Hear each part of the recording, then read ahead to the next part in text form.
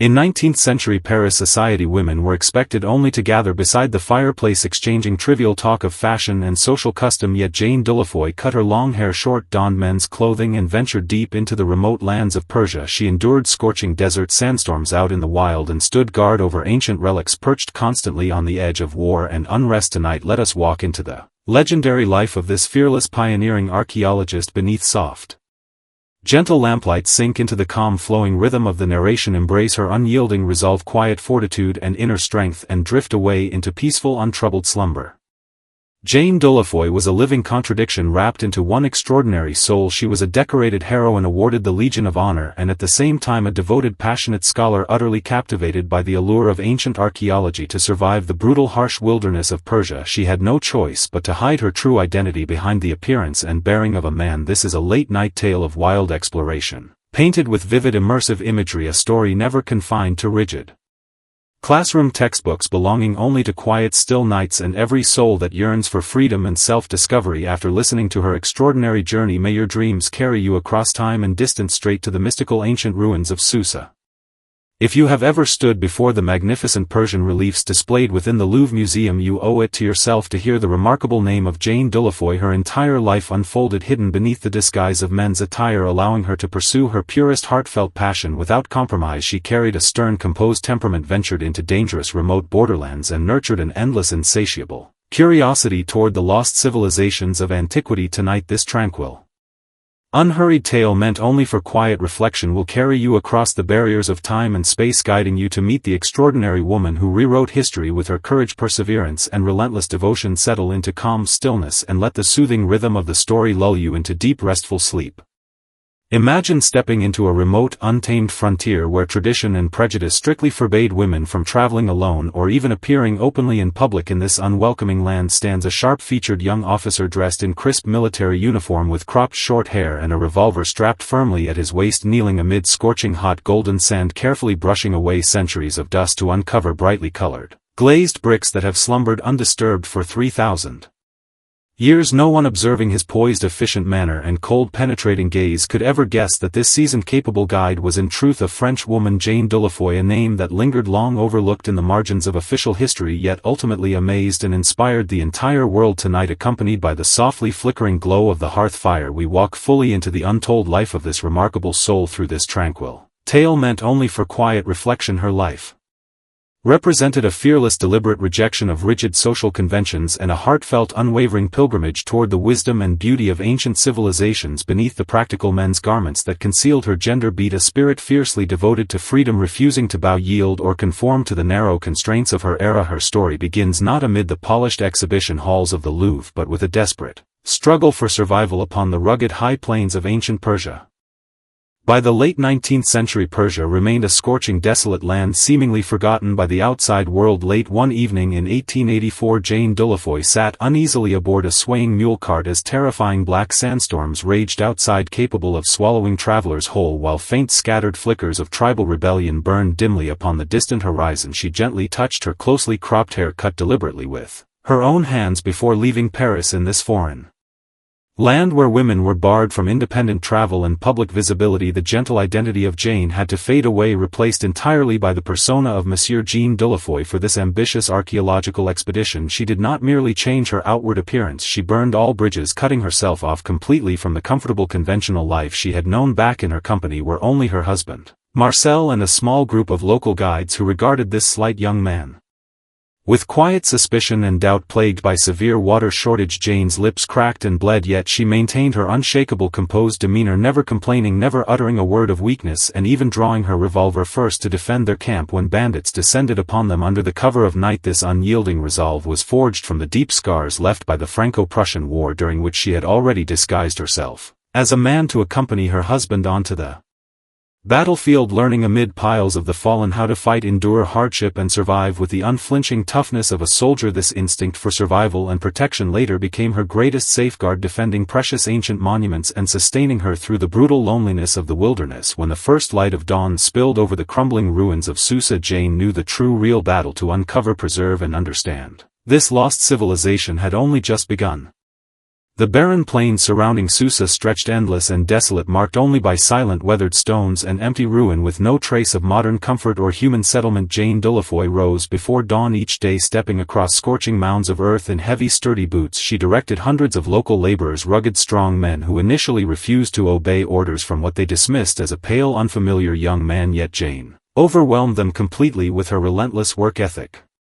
Precise knowledge and uncompromising professional dedication, she could kneel motionless for hours before a single broken fragment of brick, tracing subtle patterns and textures to pinpoint the exact location of King Darius's grand palace. Her devotion to her work bordered on quiet obsession. Even when stricken with severe malaria, burning with raging fever, she refused to retreat to the safety and comfort of the embassy in Tehran, instead ordering her camp bed carried directly to the edge of the excavation pit. Lost in feverish hallucination, she envisioned rows of vividly painted archers stepping slowly out from beneath the earth, emerging once more into the light of day. This profound spiritual connection, bridging vast stretches of time with fragments of lost civilization, became the only warmth and solace her heart ever needed. To guard the priceless uncovered glazed tiles from ruthless looters, she kept watch alone beside the dig site through countless long dark nights, revolver ready in hands, scanning the boundless shadows, listening closely to the haunting howl of jackals and the quiet, stealthy footsteps of intruders. During these isolated hours, she filled thick journals with detailed observations, her writing carrying none of the soft sentimentality expected of women, only sharp clinical analysis of light, shadow, soil, strata, architectural structure, and the hidden logical patterns of history. She understood clearly, these silent ancient stones were the truest proof of her purpose, existence and achievement, far more genuine, meaningful and enduring than any costume, disguise or social title.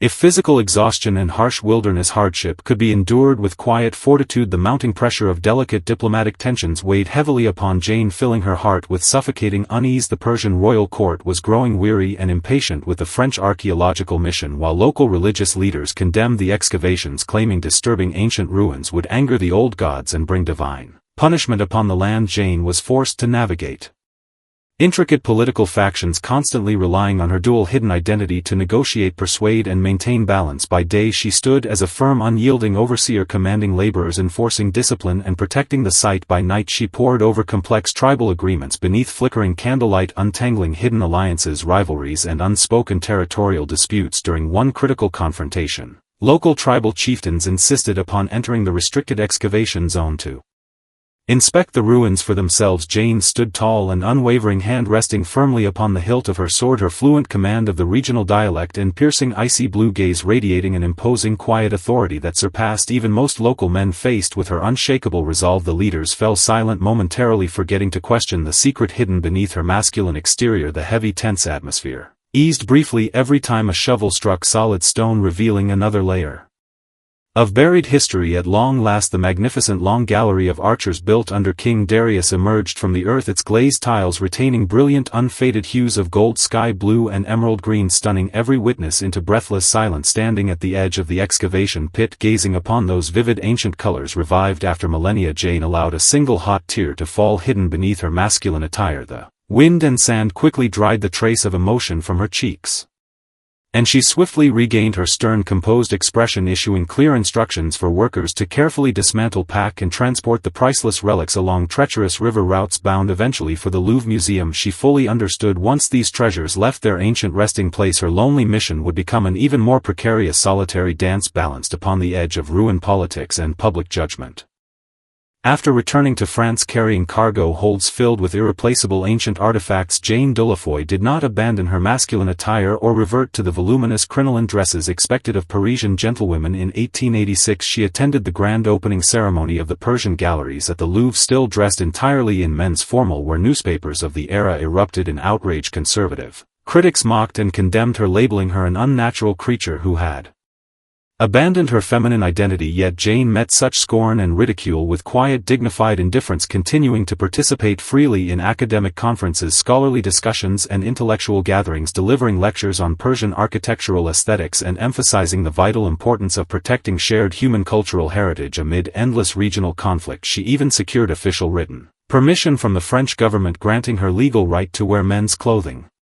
In public, a rare official recognition earned not through privilege or influence but through countless close escapes, unrivaled academic achievement and lifelong dedication to archaeological discovery. In quiet solitary moments late at night, Jane often drifted back in memory to the lonely excavation pits of Susa, recalling the rare freedom of living beyond gender expectations, far removed from the judgmental eyes of Paris high society. In her later journals she wrote plainly, "My soul stands naked and unadorned out in the wilderness. No clothing, disguise, social role or worldly title could ever define who I truly am." This radical, unflinching honesty with herself allowed her to discover profound, gentle inner freedom beneath her stern, guarded exterior. She no longer wore men's clothing merely to navigate prejudice, danger and hardship. It had become the natural, authentic state where her spirit felt most comfortable, complete and unconfined, even in her final years, confined to bed by chronic illness accumulated from decades of harsh travel, exhaustion and tropical disease. She kept the trusted revolver that had guarded her through the Persian wilderness resting beside her bedside. It remained her final quiet defense against an unforgiving world, and the loyal, silent companion that had walked beside her through every trial, adventure and breakthrough. Jane Dieulafoy's extraordinary life finds its perfect, lasting legacy within the magnificent glazed tile walls of the Persian galleries at the Louvre Museum today. As you walk through the exhibition hall, standing before the vivid reliefs of ancient Persian archers, take a moment to picture the solitary figure who cut her hair short, endured endless wind and sand, and risked everything over a century ago to uncover, safeguard and bring these relics to light. Her life answers the quiet question of identity, purpose and resilience posed at the start. How immense inner strength must one possess to rise beneath heavy social shadows, carve out a path of one's own and build a sky belonging entirely to oneself? She left behind far more than priceless artifacts adorning museum halls. She gifted the world a timeless example of self-definition, courage and the unyielding right to live authentically regardless of convention. True exploration has never merely meant traveling to distant lands. It means journeying deep within to reclaim your most genuine, uncompromised self. Now the winds sweeping across the Persian highlands have faded to calm, and the golden sands of Susa have settled into quiet stillness. Let us tuck away Jane's remarkable story wrapped in its gentle, lingering warmth. You need not battle deserts, face bandits or defy rigid tradition as she did. Simply allow your dreams to carry you across ancient, crumbling walls toward the quiet, boundless freedom your heart deserves. May your night be filled with profound tranquility and peaceful, timeless dreams. Good night.